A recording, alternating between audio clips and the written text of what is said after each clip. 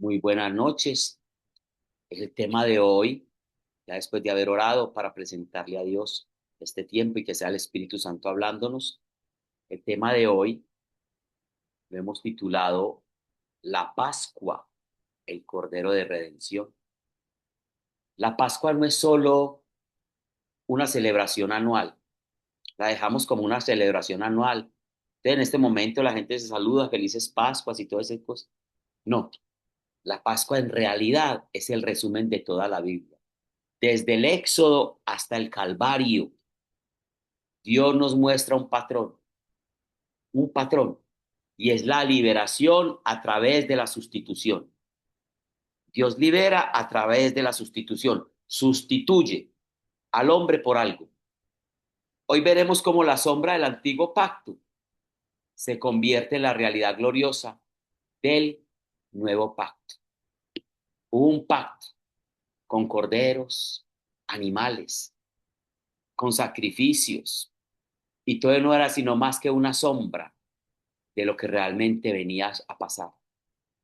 Hablemos entonces, primero antes de llevarlos, quiero decirles algo. Esto apenas, como dicen por ahí, es un abrebocas.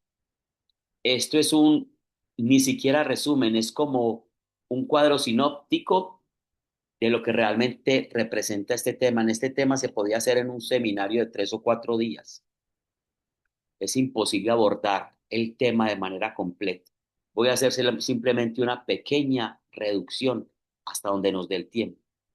Vamos a hablar de la Pascua judía y el texto clave es Éxodo capítulo 12, versículo 1 al 13. Recordemos que la Pascua en el hebreo se llama Pesaj, Pesaj, y quiere decir paso o pasó. Fue instituido por Dios en la última noche de la esclavitud en Egipto. En Éxodo 12:1 les dije que vamos hasta el 13. Mientras los israelitas todavía estaban en la tierra de Egipto, el Señor dio las siguientes instrucciones a Moisés y a Aarón, el hermano de Moisés. A partir de ahora, este mes será el primer mes del año para ustedes, ¿cierto? Mes de Nisan, que era más o menos entre marzo y abril. Anuncia a toda la comunidad de Israel que el 10.º día de este mes, cada familia deberá seleccionar un cordero o un cabrito para hacer un sacrificio, un animal por cada casa. Si una familia es demasiado pequeña para comer el animal entero, lo compartirá con una familia vecina. Dividan el animal según el tamaño de cada familia y la cantidad que cada uno pueda comer. El animal seleccionado deberá ser un macho o una oveja o de cabra o de un año y que no tenga ningún defecto. Cuiden bien al animal seleccionado hasta la tarde del día 14 de este primer mes. Entonces toda la asamblea de la comunidad de Israel matará su cordero cabrito al anochecer. Después tomará parte de la sangre y la untará en ambos lados y en la parte superior del marco de la puerta de la casa donde comen el animal, en el dintel de la puerta. Esa misma noche asarán la carne al fuego y la comerán acompañada de hojas verdes y amargas y pan sin levadura. No comerán nada de la carne ni cruda ni hervida en agua. Asarán al fuego el animal entero con la cabeza, las patas y las entrañas. No dejen ninguna sobra para el día siguiente. Quemen todo lo que no hayan comido antes de la mañana. Estas son las instrucciones para cuando coman esa comida estén totalmente vestidos, lleven puestas las sandalias y tengan su bastón en la mano. Coman deprisa porque es la Pascua del Señor. Esa noche pasará por la tierra de Egipto y heriré de muerte a todo primogénito varón y a la primera cría macho de los animales en la tierra de Egipto. Ejecutaré juicio contra todos los dioses de Egipto, porque yo soy el Señor.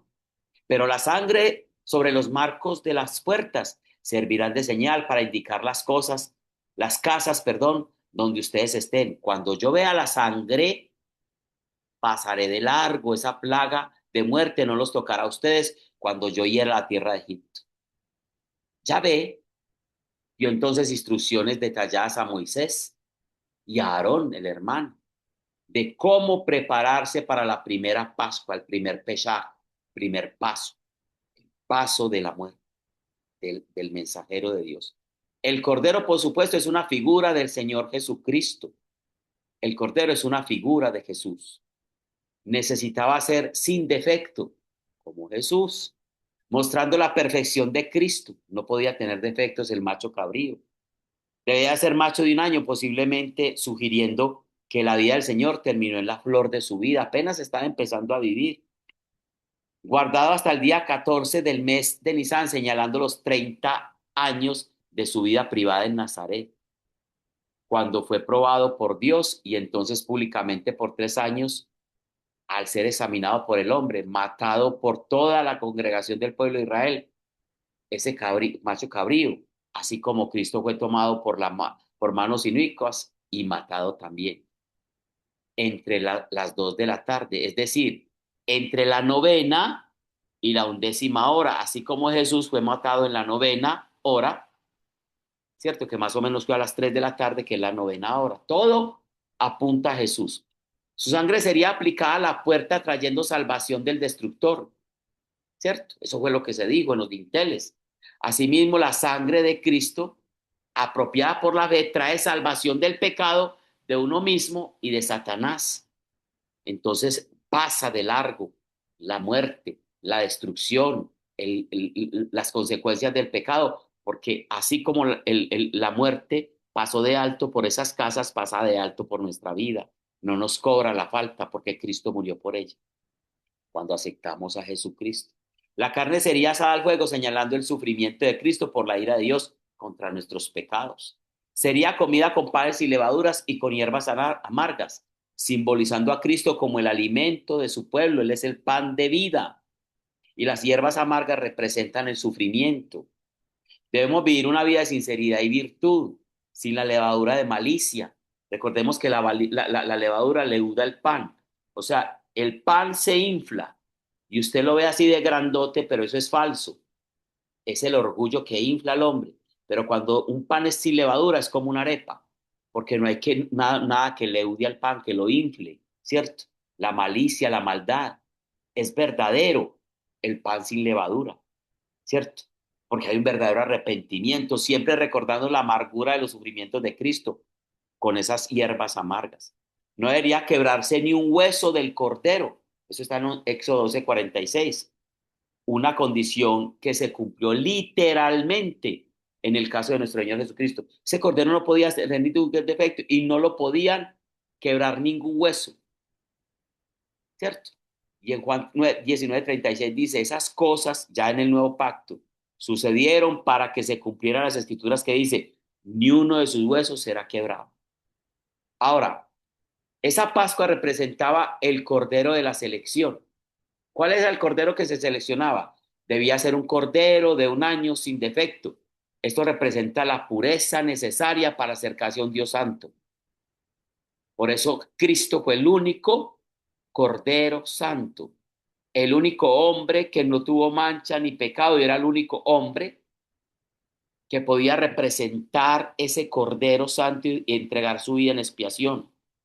Ahora, el sacrificio, el cordero moría en lugar del primogénito. Hay una vida que se entrega para que otra pueda continuar. Jesús fue el sustituto. Es que la mejor palabra, el vicario o sustituto en la cruz. En esa cruz debías estar tú, debía estar yo. Él es nuestro sustituto pagando nuestra deuda, nuestro pecado.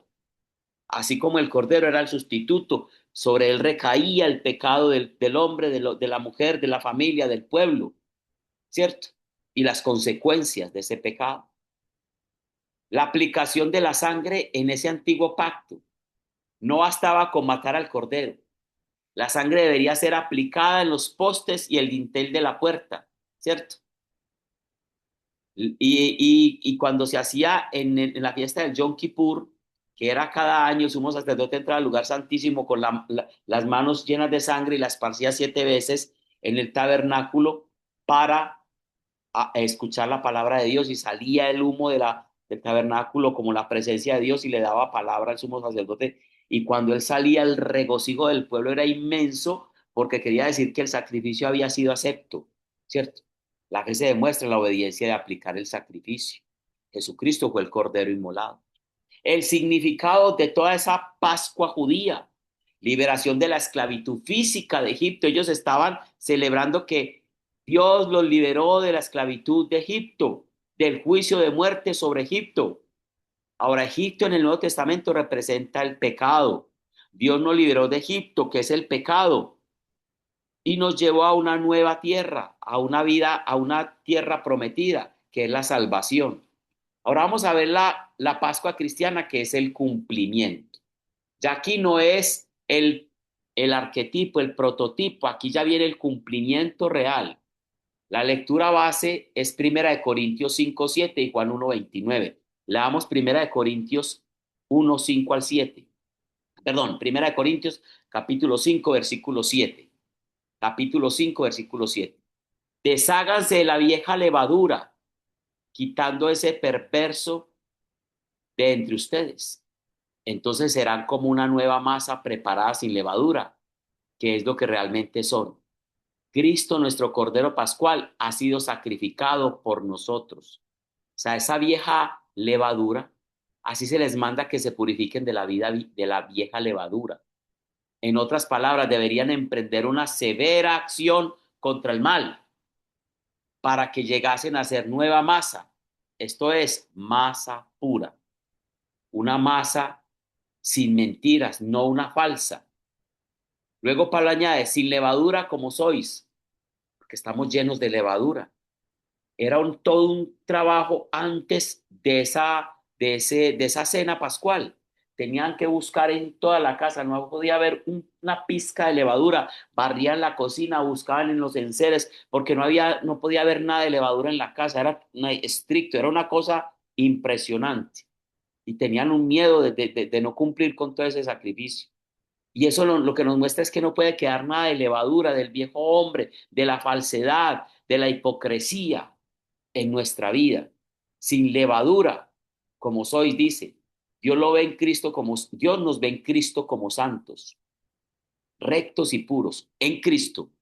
Y ahora el apóstol les dice que su estado debería corresponder con su posición. Y aquí entendemos entonces algo que nos dice Santiago, que la fe sin obras es una fe muerta. Y parece que contradijera Pablo, que Pablo dice que la salvación es por fe, no por obras, para que nadie se gloríe. Bueno, entonces, ¿qué está pasando? Pablo dice que la salvación es por fe, no por obras. Y Santiago dice que la fe sin obras está muerta. Es lo que nos está diciendo aquí, mire. Muchas personas confiesan creer en Dios, pero tienen toda la levadura del hombre viejo y siguen viviendo de acuerdo a sus inútiles pensamientos, como lo de Efesios 4:17. Entonces, Pablo lo que dice es, esa no es una fe, ¿cierto? La fe verdadera es una vida transformada, porque el que está en Cristo, lo dice en 1 Corintios 5:17, es una nueva criatura. Las cosas viejas pasaron, todas son nuevas. Entonces ahí Santiago lo que nos dice es que la fe sin obras es una fe muerta. En otras palabras, tú no puedes decir que crees en Jesús y vivir como Cristo no existiera. Eso lo llaman en teología ateísmo práctico. Creer en Dios y vivir como si Dios no existiera, a mi manera. No, yo debo vivir como un verdadero hijo de Dios. Entonces las obras no me salvan, pero las obras me identifican como hijo de Dios. Yo no puedo decir que creo en Jesucristo y vivir antagónico a Jesucristo, entonces no estoy creyendo en Él. A eso se refiere. En cuanto a posición, eran sin levadura los hijos de Dios, deberíamos ser sin levadura. En cuanto a su práctica, deberían de ser también sin levadura. O sea, la condición es que como hijos de Dios estamos sin levadura y en la práctica deberíamos vivir sin levadura. Su naturaleza debería corresponder con su nombre y su conducta con su credo. Le repito algo que hace muchos años escuché y es el ejemplo más palpable para que entendamos esto. Dice una historia, no sé si es real, que Alejandro el Grande, Alejandro Magno, hace poco leí toda la historia de este gran hombre porque tenía que hacer un trabajo sobre ello. Y ese hombre era tan aguerrido. A los 20 años ese muchacho empezó a conquistar toda la tierra conocida en ese momento. Murió a los 32 años, muy jovencito, pero fue uno de los hombres más grandes, el que más territorio conquistó. Era un hombre valiente. Y le dijeron a Alejandro que entre sus filas había un soldado que se llamaba Alejandro, pero era muy cobarde, vivía escondido, vivía en la retaguardia, no enfrentaba. Y Alejandro Mando lo encaró y le dijo, ¿cómo te llamas? Alejandro. Le dice, o te portas como un Alejandro o te quitas el nombre. te lo cambias. Y al cristiano habría que decirle, o te portas como un cristiano o te cambias el nombre. No puedes decir que eres cristiano y vivir como antagónico a lo que realmente estás confesando que era. A eso se refiere. Juan 1:29 dice, al día siguiente es otro texto. Juan vio a Jesús, se le acercaba y dijo, cuando Juan lo vio que venía hacia él en el Jordán, le dijo a una porción de sus discípulos, de los seguidores de Juan el Bautista. Juan estaba en el Jordán bautizando y vio que Jesús venía. Les dijo, mire, ese que viene allá es el Cordero de Dios que quita el pecado del mundo. Es muy fácil para nosotros en este tiempo entender eso porque lo escuchamos desde niños en las misas. Este es Jesucristo, el Cordero de Dios, que quita los pecados del mundo. Dichosos los que son invitados a esta cena. Señor, no soy digno de que esté en mi casa, pero una palabra tuya estará pasando. Y hasta ahí llegó ese conocimiento. Pero las personas que están en el tiempo de Jesús, que sacrificaban corderos en expiación por sus pecados, que tenían que vivir ese rito toda la vida, cada vez, y un sacrificio general cada año en el Yom Kippur. Entonces, cuando Juan les dice, ese que viene es el Cordero de Dios, el que quita los pecados del mundo, yo no alcanzo a imaginar qué pensaron ellos. El Cordero de Dios. O sea, que ese hombre va a hacer las veces de Cordero, y lo hizo. Un Cordero inmolado, sacrificado por los pecados del hombre, ¿cierto? Entre los judíos el Cordero era un animal empleado en los sacrificios. Dios había enseñado a su pueblo escogido a inmolar un cordero y a rociar su sangre como sacrificio. El cordero era inmolado como sustituto. Eso fue lo que fue decir. Y su sangre era derramada para que los pecados fuesen perdonados en el tiempo del Antiguo Testamento. Sin embargo, la sangre de los corderos inmolados durante el periodo del Antiguo Testamento no quitaba los pecados, solamente los expiaba, porque la persona seguía en deuda con Dios hasta el sacrificio perfecto de Jesucristo. Aquellos corderos eran imágenes, tipos, arquetipos, señalando hacia el hecho de que Dios proveería un día un cordero que realmente quitara los pecados. El sacrificio que iba a hacer Abraham con su hijo, que cogió un cordero en sustitución de su hijo porque él iba a sacrificar a su hijo. Y el ángel lo paró y le dijo, no, era para probar tu fe. Y él cogió un cordero y lo sacrifica en vez de su hijo. Todo eso estaba apuntando al sacrificio de Jesucristo, el cordero inmolado, ¿cierto? Era realmente el sustituto. A lo largo de los siglos, los judíos piadosos habían esperado la venida de ese cordero. Estaban esperando al Mesías, al ungido, al Cristo. Finalmente había llegado el tiempo y Juan Bautista anunció triunfalmente la llegada. Ese que viene allá, ese es el Cordero de Dios, el que quita los pecados del mundo. Se refería a que él, por ellos mismos, iba a entregar su vida y a perdonar los pecados de todo. La muerte de Cristo tuvo un valor suficiente para pagar los pecados de todo el mundo, desde siempre, inclusive los antiguos. Cuando usted lee el capítulo 28 del libro de Mateo, que lo vamos a estudiar y lo vamos a profundizar ese tema, van a ver que cuando Jesucristo resucitó se abrieron las tumbas y resucitaron todos los que habían muerto antes que él, ¿cierto? Los hombres santos y todo, porque estaban en un lugar que llama el seno de Abraham, esperando la resurrección de Jesús para salir de la muerte. Él rompió y fue, por eso dice que descendió al Hades, a los infiernos, al Sheol, a liberar, a rescatar a los que habían muerto antes que él y habían muerto en gracia y para dar testimonio a los que estaban para condenación. Jesús no celebró una Pascua más. Él se convirtió en nuestra Pascua. Por eso ya la muerte de Cristo es una y suficiente.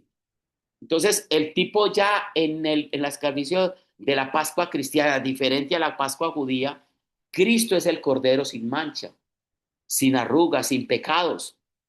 Como el Cordero del Éxodo, Jesús fue examinado por Pilatos, Herodes, los sacerdotes, y no se halló falta alguna en él. Su impecabilidad es la base de nuestra salvación, su pureza. Era el Cordero indicado. La sustitución perfecta en la cruz, el Cordero de Dios toma el lugar no solo de un primogénito, sino de todos los que creen. Es la representación federal, es el vicario en su máxima expresión, el segundo Adán pagando nuestra deuda. La sangre ya no es aplicada a los dinteles de las casas, es aplicada al corazón. En el nuevo pacto, La sangre no se pone en puertas de madera, sino que se aplica en el corazón mediante el nuevo nacimiento. Por eso hay que nacer de nuevo. La fe en el sacrificio de Cristo nos libra del juicio eterno. Y la cena del Señor, Jesús tomó los elementos de la Pascua judía, el pan y el vino, y les dio su significado real. Este es mi cuerpo y este es mi sangre. Para terminar, vamos a hacer un paralelo entre la Pascua judía y la Pascua cristiana.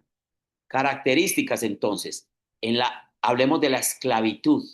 En la Pascua judía estaban bajo el faraón en Egipto. En la Pascua cristiana estamos bajo el pecado y la muerte.